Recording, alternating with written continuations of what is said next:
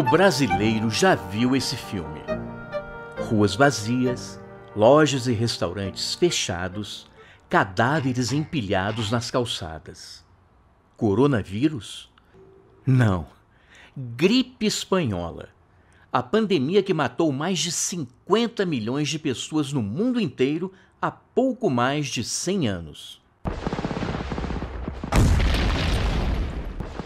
Em 1918, a Primeira Grande Guerra Mundial estava acabando, deixando um saldo de mais de 5 milhões de mortos. Mas algo muito pior estava a caminho. A gripe espanhola, na verdade, não nasce na Espanha. Os primeiros casos surgem em alojamentos militares nos Estados Unidos e numa base inglesa na França. Mas como a imprensa dos países em guerra estava sob censura, a notícia da pandemia começa a aparecer mesmo nos jornais da Espanha, que não participava da guerra. A gripe, causada pelo vírus influenza H1N1, se alastra rapidamente pelo mundo e em setembro de 1918 chega ao Brasil a bordo do navio inglês Demerara.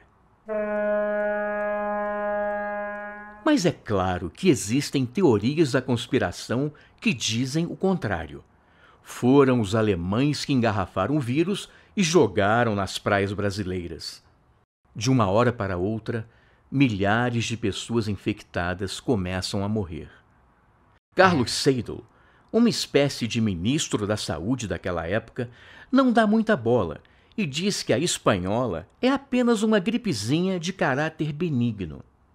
Ele não decreta quarentena e ainda propõe censurar a imprensa brasileira, que leva pânico à população.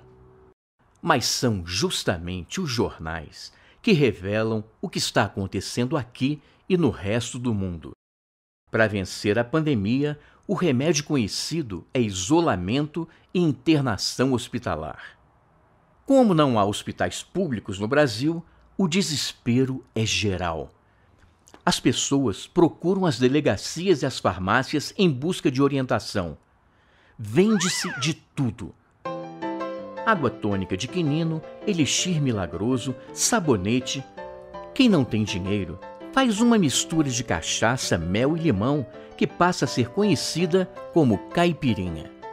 Até automóvel é anunciado como forma de evitar a gripe, fugindo das aglomerações dos transportes públicos. Mas nada disso adianta. Em apenas um dia, a cidade do Rio de Janeiro contabiliza 920 mortos.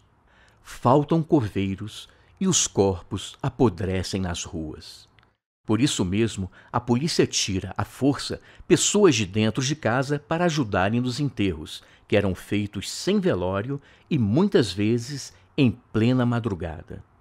Pressionado, o governo coloca o renomado cientista Carlos Chagas, que havia trabalhado com Oswaldo Cruz, no comando da saúde pública.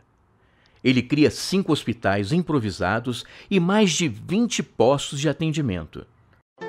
Distribui cartilhas e panfletos com recomendações de higiene e isolamento.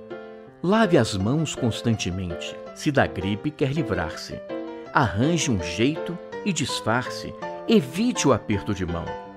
Mas, se vexado consente, lave as mãos frequentemente com bastante água e sabão.